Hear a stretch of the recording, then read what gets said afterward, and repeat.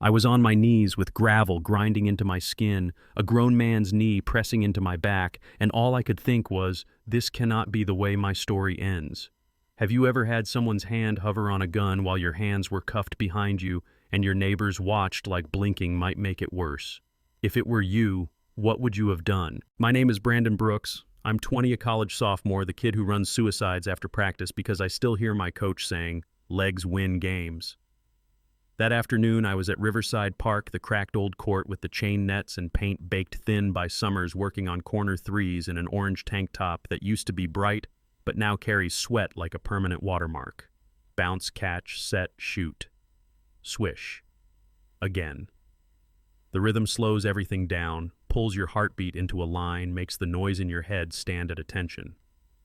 I was 5 makes away from finishing the set when a cruiser turned off the street and rolled along the gravel shoulder like a shark shadow, slow and steady, because what's the rush when you already decided the ending? He stepped out with the walk of a man who loves the feeling of being the biggest gravity in the scene. Officer Bradley Turner. Cropped hair, clean shave, the radio on his shoulder squawking like it owed him a favor.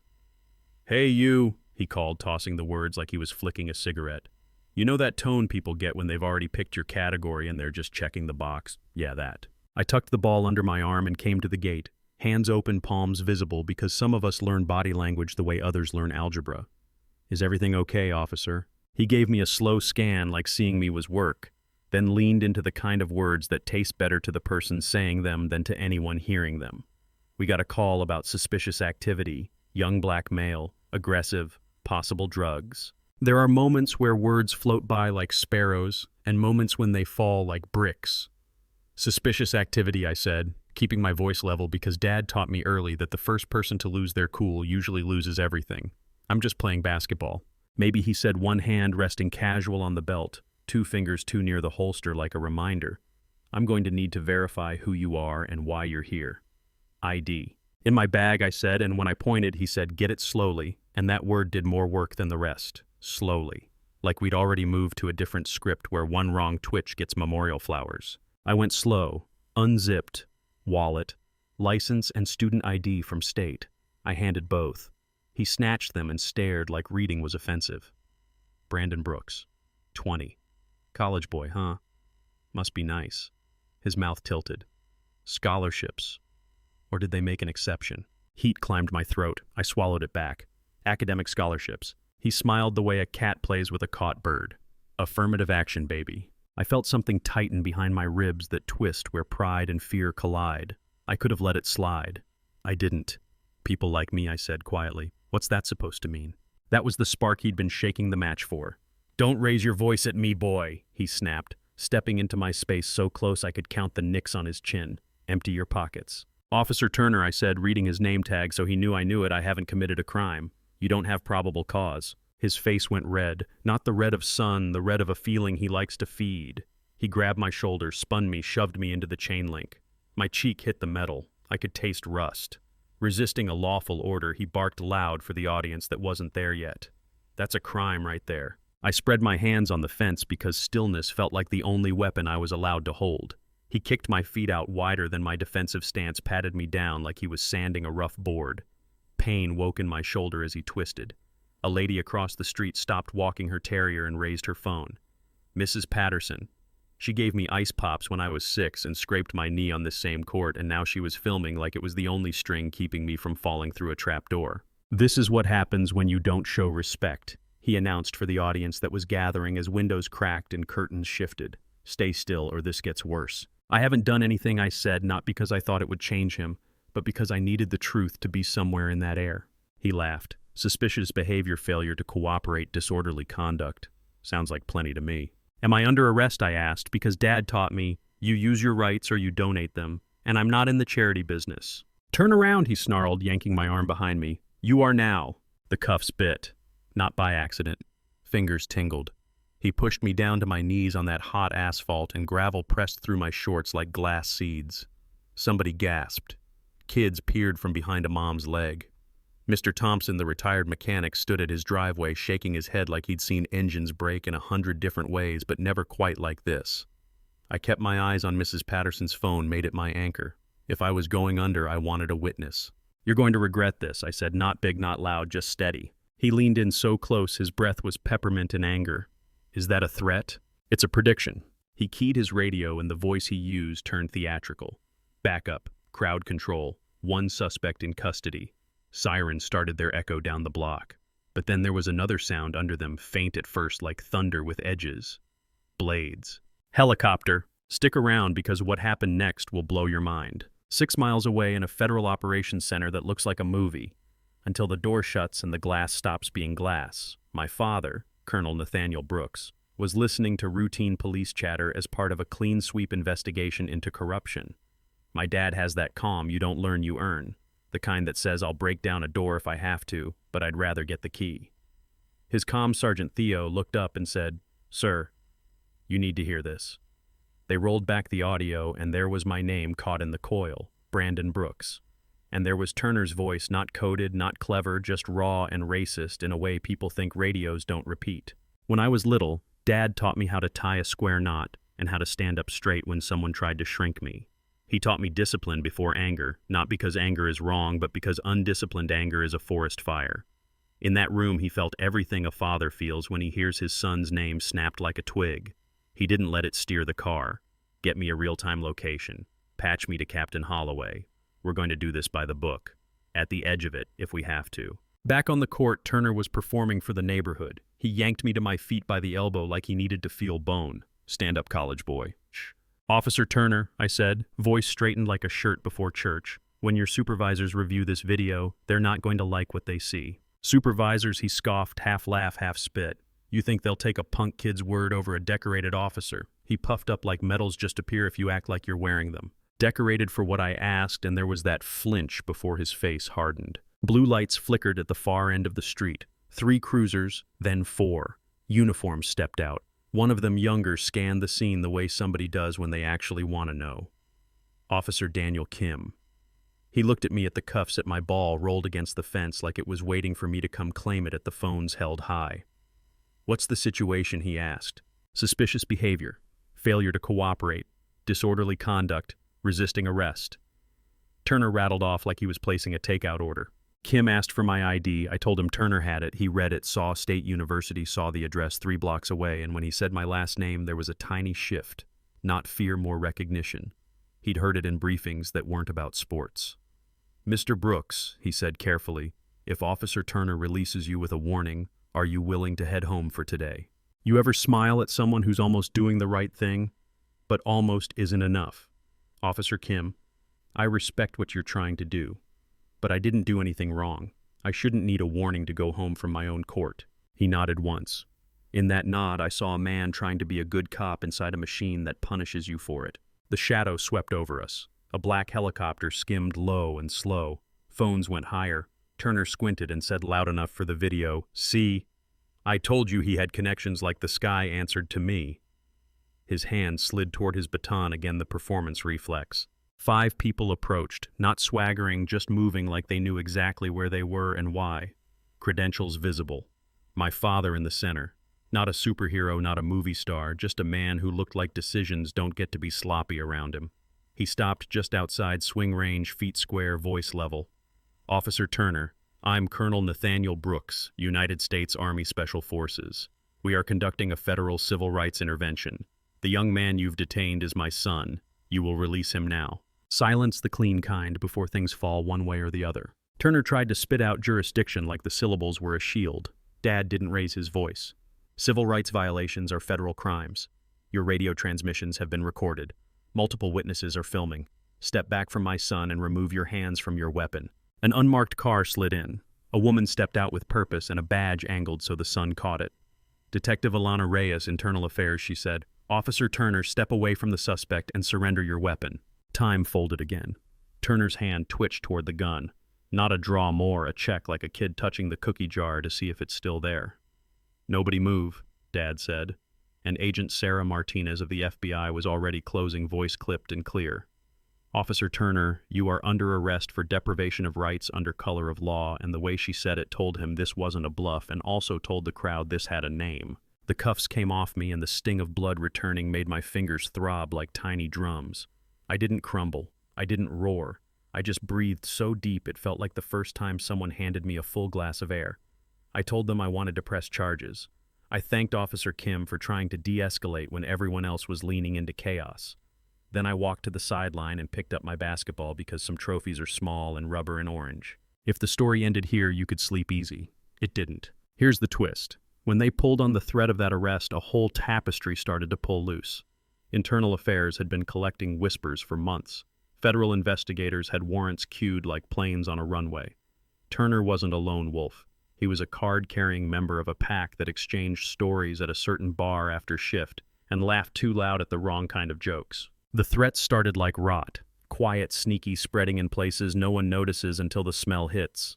Officer Kim's locker was vandalized. His patrol car got keyed. Supervisors with paper-thin smiles suggested memory is a funny thing. My mom got a blocked call in a voice that sounded like a smirk, told her to mind her business if she liked family dinners. Yeah, that happened. She moved to a safe location before the caller got a chance to call again. Do you think that's fair? Threatening a nurse who spent her life patching up other people's sons because hers refused to be small. Federal teams widened the circle. A union rep tried to flex and found out Federal doesn't bend the way he thought. A lieutenant who'd been tossing complaints in the shredder long enough to wear a groove felt the temperature in his office change. At that bar with the sports channels blaring and the wings that taste the same as every bar's wings, Turner's friends clinked bottles and talked about sending a message. One officer who'd been quiet too long pushed his chair back, stepped outside for air that wasn't heavy, and called Detective Reyes. Every story like this has a moment where someone decides decency in public is worth more than protection in private. That was one. Morning raids hit like thunder on split screen. Doors boomed, warrants read. Some men tried to play innocent and some tried to play tough, and both games play badly under fluorescent lights at the Federal Building. A hidden safe popped in a lieutenant's house filled with cash burner phones and a ledger with names that didn't want to be near other names. The pattern wasn't a rumor anymore, it was a spreadsheet and a map with pins.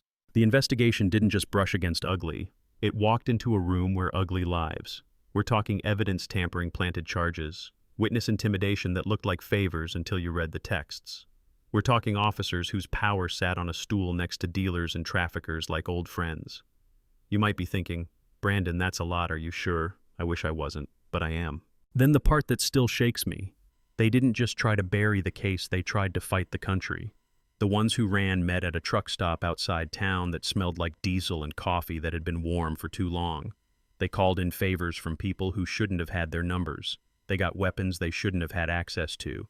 They didn't call lawyers, they drew a diagram on a napkin. They were coming for the Federal Building where my dad was coordinating the investigation, not with press conferences, with rifles and explosives. They planned a three-pronged assault distract, upfront breach and back hostages, in the middle demand releases, flip the narrative, become martyrs if they had to.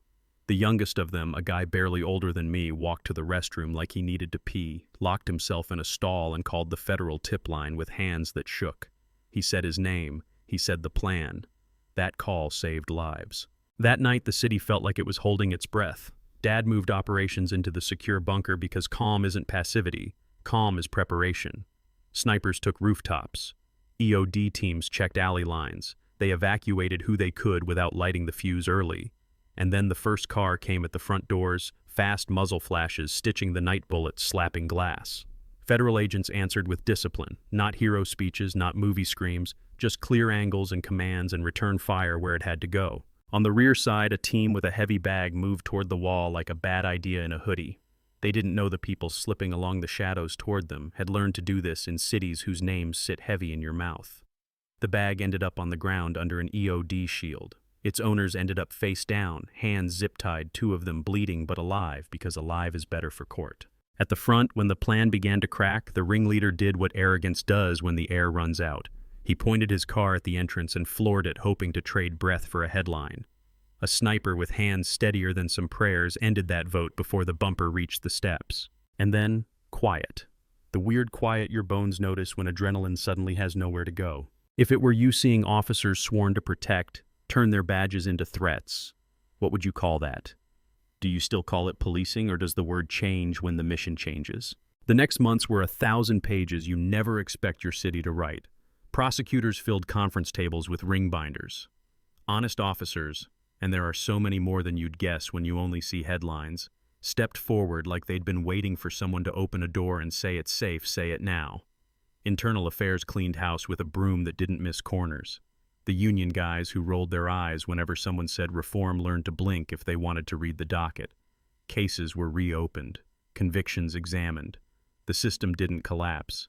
It stuttered, then tried to correct. Turner went to trial. He looked smaller than the man who laughed while I bled on hot asphalt.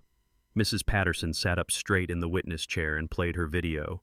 His words, the ones he used when he forgot radios talk back, played in a courtroom that doesn't flinch.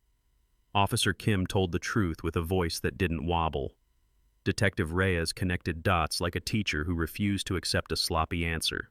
Agent Martinez walked the jury through law with the patience of someone who cares about limits because that's where freedom lives. At sentencing time slowed again. The judge looked at Turner, then at me, then at the seal on the wall that means stuff when people mean it. Under color of law, she said, and numbers came after that. Not random, not revenge, just the weight of a choice measured by a country that promises some things in writing. 25 years. Lieutenant Walsh, who coordinated threats in hallways and thought whispers don't echo, got more. Others got years that add up to the part of a life where a person should be learning humility on purpose instead of by force. The ones who tried to blow up a federal building faced charges that put the word terrorism in paperwork next to their names. I thought I'd feel triumph.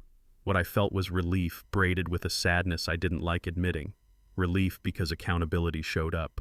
Sadness because it took helicopters and raids and national headlines to deliver the thing a kid should get by default. The right to play ball after lunch and walk home when the sun dips. Life didn't pause while the city argued with itself. I iced my shoulder. I studied for finals with a focus that felt like defiance. I found my place back on the team and earned the C on my jersey not because of the story, but because I set screens, helped on D, and made the extra pass.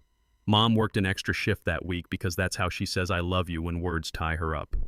Dad went back to work a little more tired around the eyes, a little more convinced that you fix a system the same way you fix a knee, patiently with pressure in the right places and with the understanding that you might never get back the full old range of motion, but you can still run.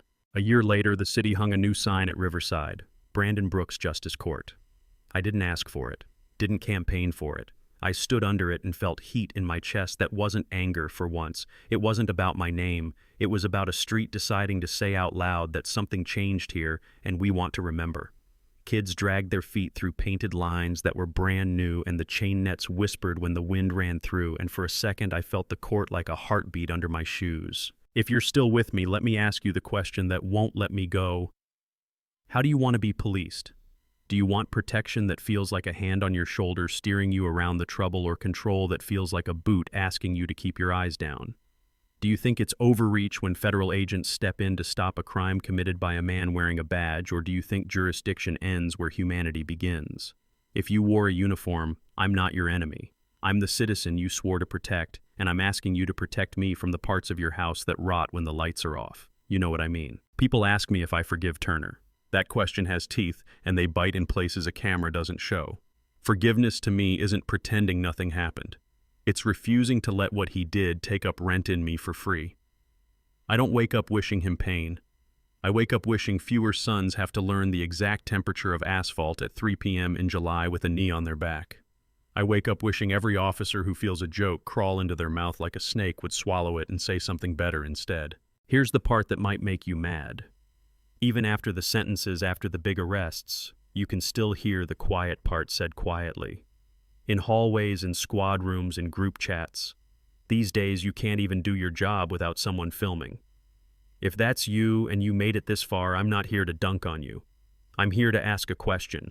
I'd ask my own friends. If a camera makes you nervous, is it because you're doing something noble that the world misunderstands, or because you were taught that shadows are more comfortable than sunlight? If you choose sunlight and your coworkers don't, will you stand anyway? If not you, who? Let me put it like this. We talk about brotherhood and blue and bonds that only people in the job understand. If your sibling does wrong, real wrong, the kind that breaks people and you cover for them, is that love or is that cowardice? If love doesn't tell the truth, what is it worth? Do you think that's fair? To the uniform that does mean something to the ones who wear it the right way. I can't fix policing. I can tell you what it felt like when a man called me boy with a smile in front of my neighbors and pushed my face into a fence that keeps nothing out and then found out some families don't break easy. I can tell you what it sounded like when a helicopter shadow fell across that court and a neighborhood breathed.